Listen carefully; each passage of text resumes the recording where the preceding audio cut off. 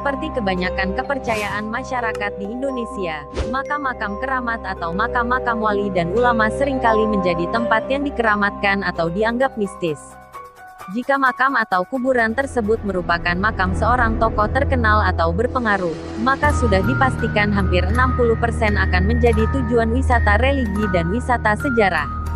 Di Lombok, makam Loang Balok dan makam PPH Van Ham adalah dua makam di antara beberapa makam terkenal di Lombok NTB. Namun begitu, dua kawasan wisata religi dan sejarah ini justru memiliki latar belakang atau kisah yang sedikit bertolak belakang. Makam Loang Balok berasal dari kata dalam bahasa Sasak Lombok yang berarti lubang buaya. Ya, area ini memang ditumbuhi sebuah pohon beringin yang memiliki lubang, tempat berdiam dirinya sang buaya yang konon kabarnya berumur ratusan tahun. Makam Loang Balok adalah kawasan pemakaman yang di dalamnya terdapat puluhan jasad. Keistimewaan makam Loang Balok ini adalah 3 makam istimewa, yakni makam ulama Maulana Syekh Gaus Abu Razak, makam anak yatim, dan makam Datuk Laut. Syekh Gaus Abdul Razak adalah seorang ulama dan pendakwah agama Islam yang berasal dari Baghdad, Irak, yang menyebarkan agama Islam dari Palembang, lalu kemudian singgah di Lombok sekitar 18 abad yang silam. Setelah menyebarkan Islam di daerah Palembang, beliau lalu meneruskan perjalanan dakwahnya dan mendarat di pesisir pantai Ampenan. Saat sampai di sana, ia memberikan petuah-petuah yang bersumber pada ajaran Islam dasar kepada warga dan masyarakat sekitar.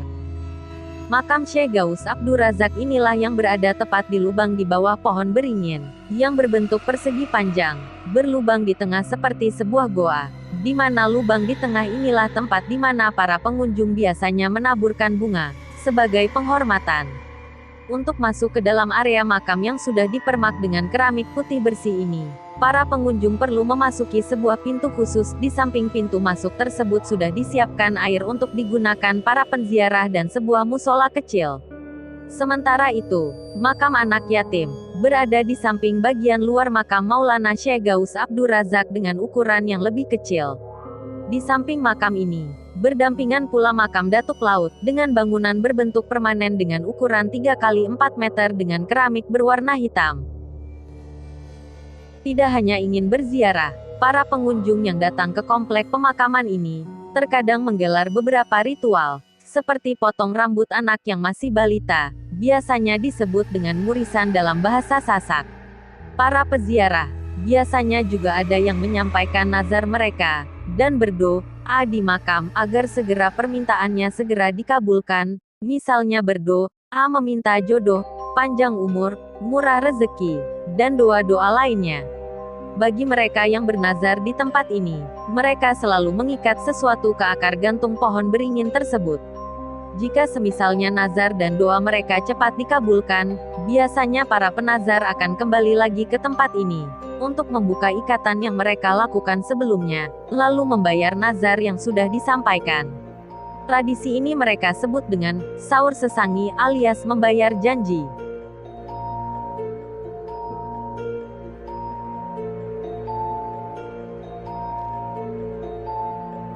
Kompleks makam Loang Balok berada tepatnya di Kelurahan Tanjung Karang, Kecamatan Ampenan atau kurang lebih 6 km dari kota Madya Mataram. Anda akan dengan mudah menemukan tempat ini melalui jalan lingkar Mataram yang sudah beraspal, baik dari arah Cakranegara maupun dari arah kota Ampenan. Di hari-hari tertentu, seperti jelang keberangkatan jamaah calon haji dan lebaran Topat, makam ini penuh sesak.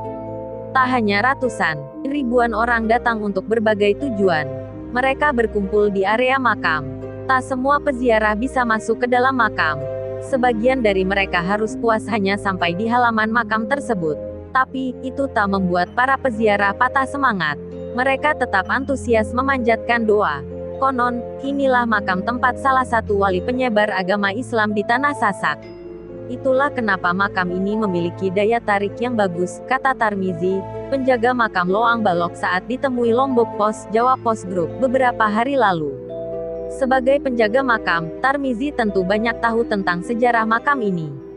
Sejarahnya dapat dari cerita turun-temurun yang saya dapat dari kakek buyut saya, katanya memulai cerita.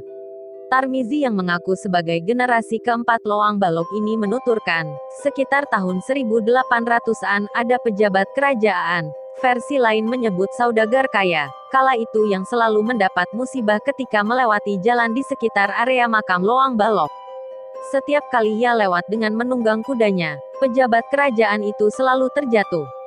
Sang pejabat pun penasaran. Ia merasa apa yang dialaminya adalah hal yang tidak biasa, tidak masuk akal, sehingga ia pun menurunkan anak buahnya untuk menyelidiki sekitar area tempatnya mendapatkan musibah tersebut.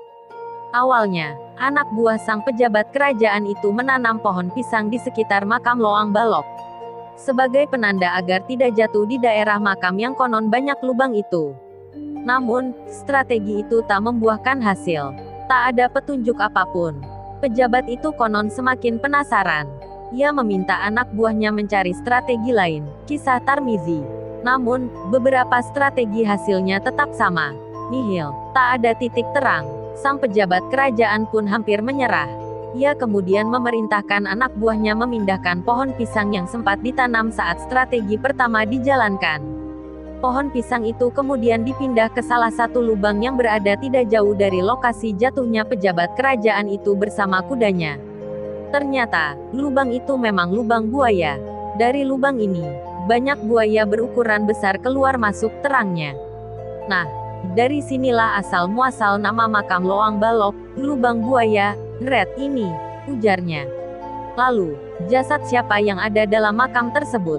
Menurut Tarmizi, makam ini adalah makam wali, penyebar agama Islam di Lombok. Jumlahnya tidak hanya satu, tapi tiga. Lokasi ketiga makam ini pun berdekatan. Makam pertama adalah makam Syekh Gaos Abdur Razak Wali. Kedua makam Datuk Laut tokoh agama sekaligus tokoh masyarakat di Lombok. Sementara, makam terakhir adalah makam seorang anak yatim piatu atau dalam bahasa Sasak disebut makam anak Iwok. Syekh Gaos Abdur Razak sendiri konon merupakan ulama besar.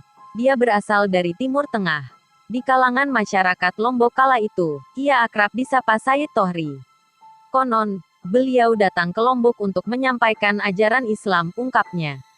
Tak hanya itu, Sayyid Tohri juga dikenal sebagai sosok yang keramat. Doa-doanya manjur, dan tentu sangat dihormati. Kekeramatan Sayyid Tohri itulah yang kemudian membuat masyarakat Lombok secara turun-temurun senantiasa mengingatnya.